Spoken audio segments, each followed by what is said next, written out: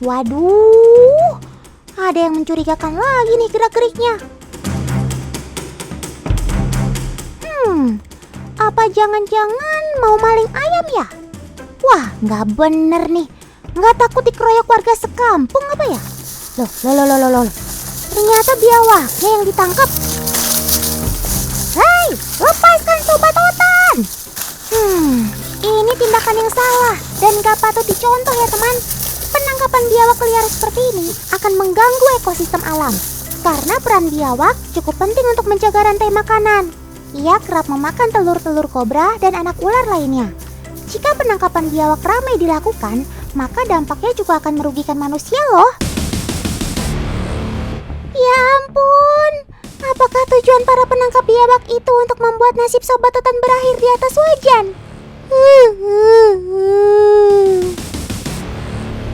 Mungkin ada teman di rumah yang tidak asing lagi dengan kuliner biawak ini. Tapi masalahnya, olahan daging biawak masih terbilang ekstrim di Indonesia. Coba kita tanya-tanya pendapat dari beberapa teman otan yuk.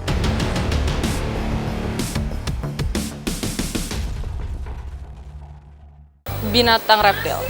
Geli.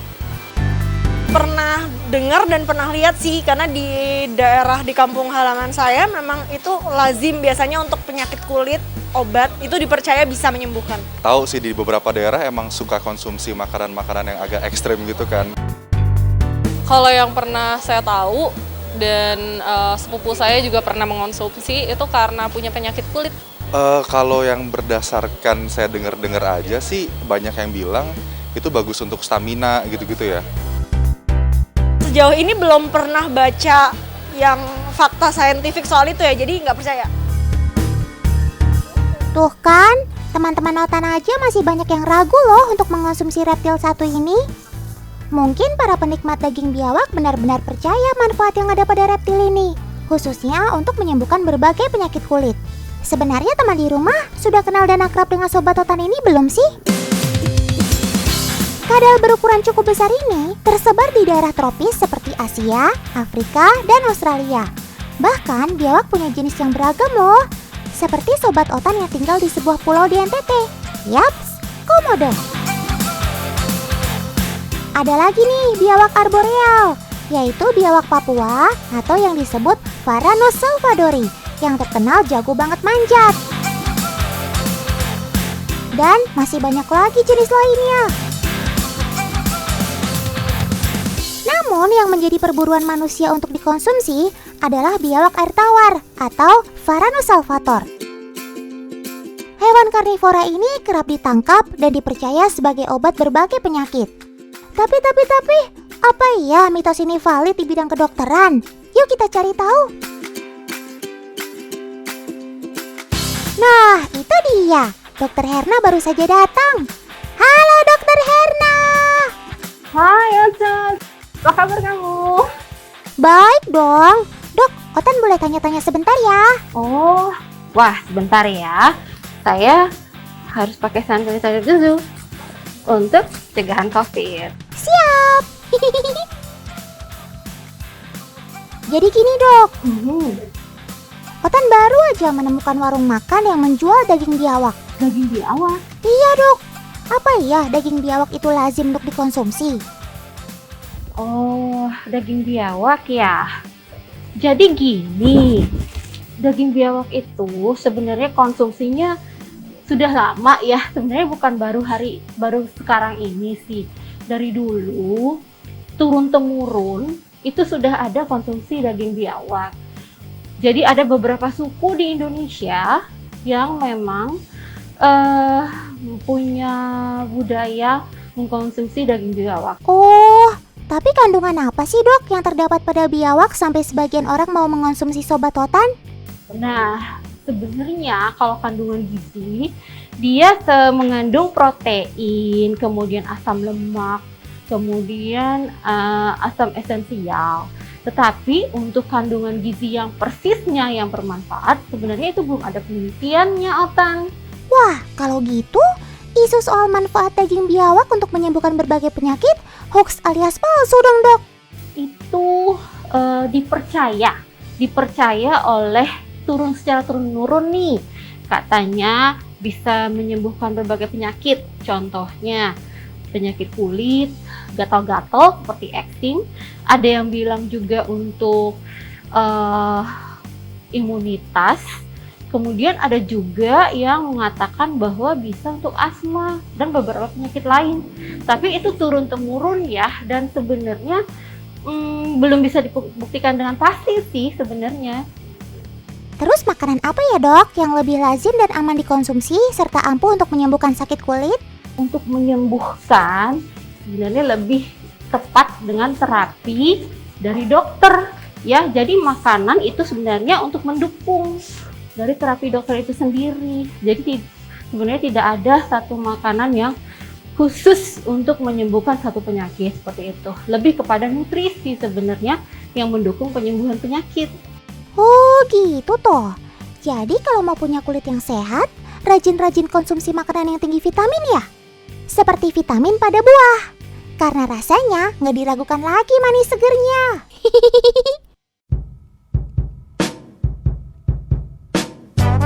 Teman, ada yang pernah dengar nggak kalau biawak itu nggak bisa jalan mundur?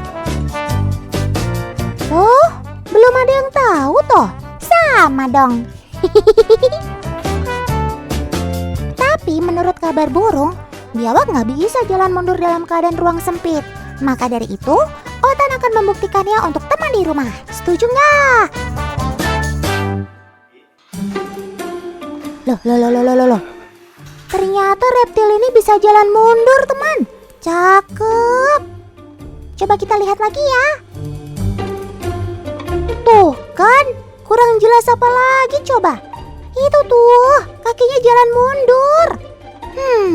Berarti fakta satu ini kurang tepat, teman. Biawak tetap bisa berjalan mundur, bahkan dalam lingkup yang sempit.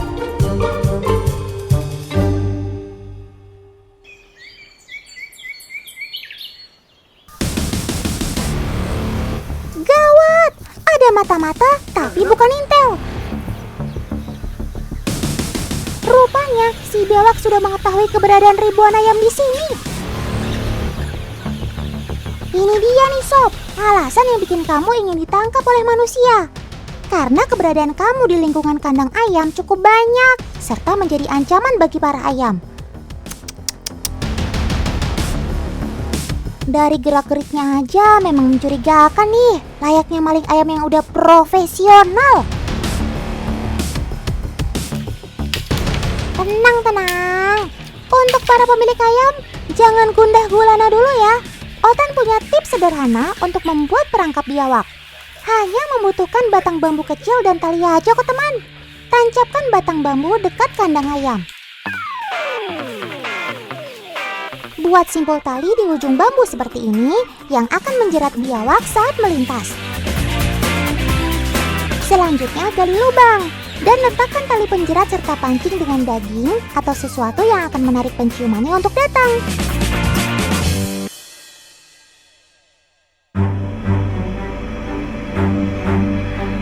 Benar saja loh teman, gak butuh waktu lama, ada biawak yang datang menghampiri. Dan iya, berhasil tertangkap pemirsa. Lihat, kaki biawak itu terikat di perangkap. Ayo mas, kita ambil biawaknya. Eits, tapi jangan dibunuh atau dimasukin ke wajan ya teman. Jika keberadaan Sobat Otan mengganggu, bahkan menjadi hama, setelah ditangkap, lebih baik kita lepaskan kembali ke tempat yang jauh dari kandang ayam atau permukiman warga. Dengan begitu, ternak kita aman dan tidak mengurangi populasi biawak sebagai penjaga ekosistem alam juga kan? Cakep!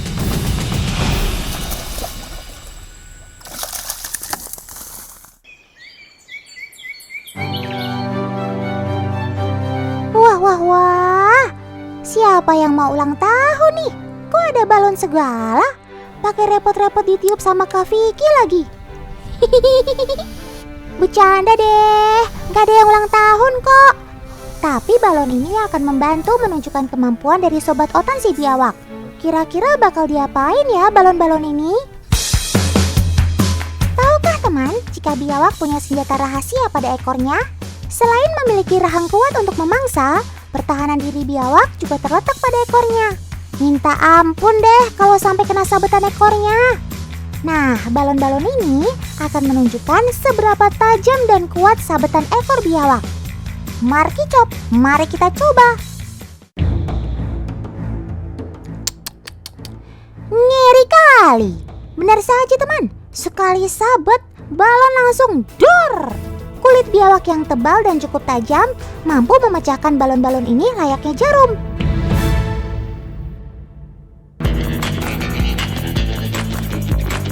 Teman, Kak Vicky emang gak punya ekor sih. Tapi dia juga gak mau kalah nih main sabet-sabetan dengan cambuk yang biasa dipakai untuk kesenian jaranan. Sabetan dari cambuk sepanjang 2 meter lebih ini juga gak main-main tajamnya. Gak percaya? Kemon Kak Vicky, tunjukkan bakat terpendammu. Luar biasa. Sabetan Kak Vicky tepat mengenai target balon. Cakep. Paman editor, tolong ulang adegan klimaks barusan ya. Kebayangkan teman, ekor biawak ibarat pecut jaranan yang tajam dan sangat berbahaya jika melukai tubuh kita. Makanya, gak usah main-main dengan biawak deh kalau gak mau terluka akibat sabetan ekornya.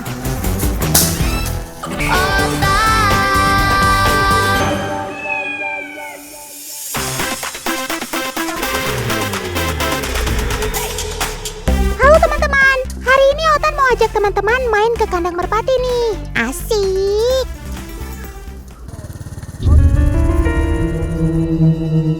Siapa itu?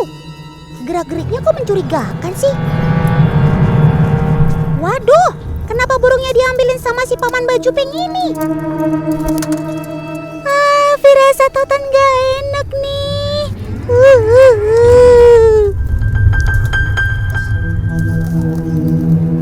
Paman, mau dibawa kemana sobat-sobat Otan? Pasti mau dibawa pergi jauh deh. Makanya paman pakai helm.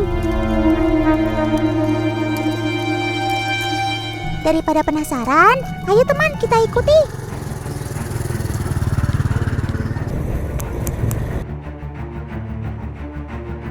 Apa Otan bilang? Paman ini pasti berniat jahat. Walah, kalau ini si Otan tahu. Paman ini sedang bermain merpati tomprang. Duh, paman, maaf ya, Otan sudah berprasangka buruk. Merpati tomprang adalah jenis permainan untuk merpati tinggian. Berbeda dengan merpati kolong, merpati tomprang tidak menggunakan bendera, melainkan kotak pasir. Yap, kotak pasir warna-warni itu. Kotak pasir ini berfungsi agar kaki merpati tidak terluka setelah mendarat dari tempat yang sangat tinggi. Walau batas mendaratnya lebih luas, tapi jangan menyepelekan permainan ini teman. Kesulitannya ada pada jarak pelepasan dan mendaratnya si merpati tomprang. Oh iya teman, walau ada 2 merpati yang diterbangkan, tapi mereka bukan pasangan, melainkan sama-sama jantan. Yang satu digunakan untuk permainan, nah yang satunya lagi adalah merpati senior sebagai penunjuk jalan. Nah, kalau merpati betina digunakan untuk memancing jantan terbang ke kandang. Eits, ingat, bukan sembarang betina ya, tapi memang pasangannya si jantan yang sedang dilepaskan. Gak percaya dengan kesetiaan merpati? Oke, ayo kita buktikan. Sudah ada paman yang membawa merpati jantan dan Kak Bella yang membawa merpati betina nih. Tuh kan, jantan memang gak bisa jauh-jauh deh dari betina.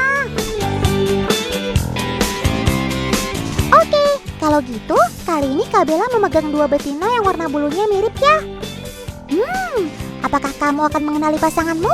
Atau justru berpaling nih sob? Oh iya, pasangan aslinya ada di tangan kiri Kak Bella ya. Ayo sob, buktikan kesetiaanmu.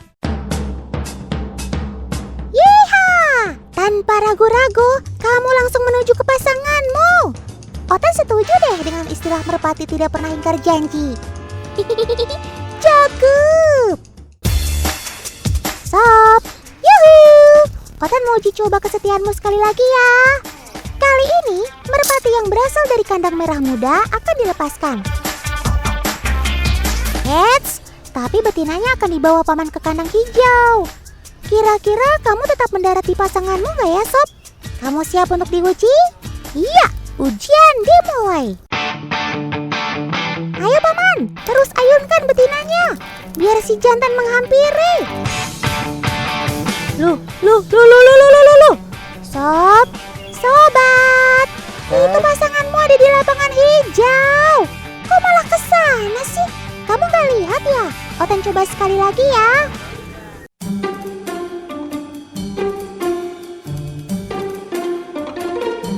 Tidak! Lagi-lagi kamu ke kandang merah muda. Iya sih, kamu tidak mendarati betina manapun. Tapi masa kamu gak bisa melihat pasanganmu sih? Wah, kalau dilihat dari atas begini, kandangnya semakin cantik ya teman. Warna-warni.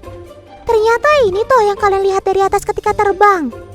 Pejantan merpati bukannya tidak setia, tapi ia kesulitan untuk melihat betina dari ketinggian. Ia harus mengenali warna kandangnya terlebih dahulu, baru akhirnya mendatangi betinanya. Maaf ya Sob, Otan sudah memindahkan betinamu. Namanya juga penasaran.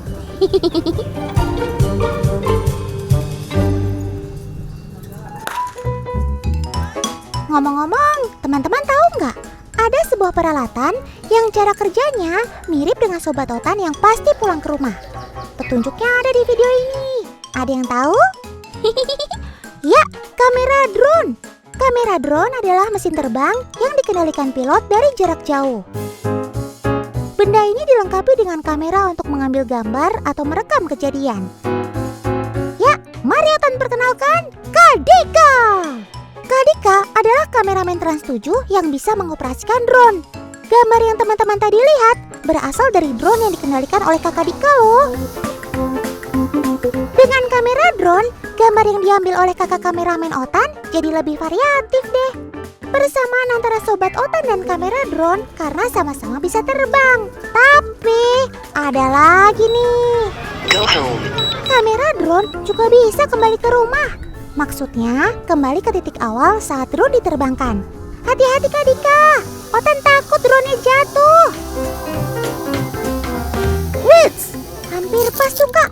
Sip, cakep.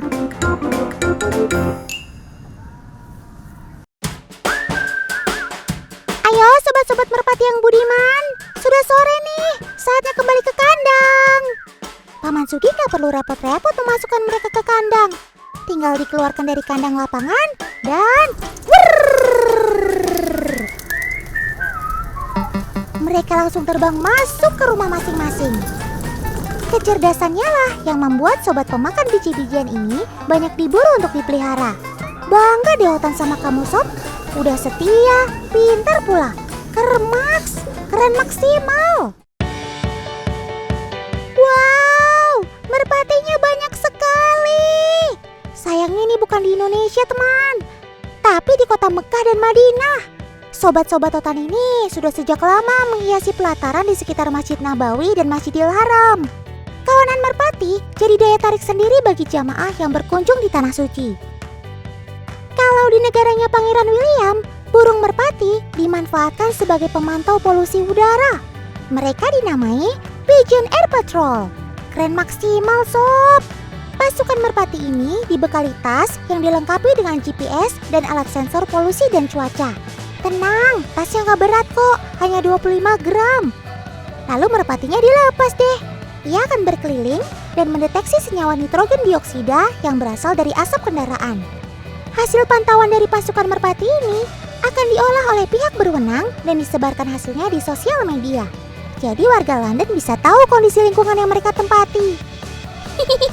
Unik juga ya idenya. Kira-kira bisa nggak ide ini diadopsi di Indonesia?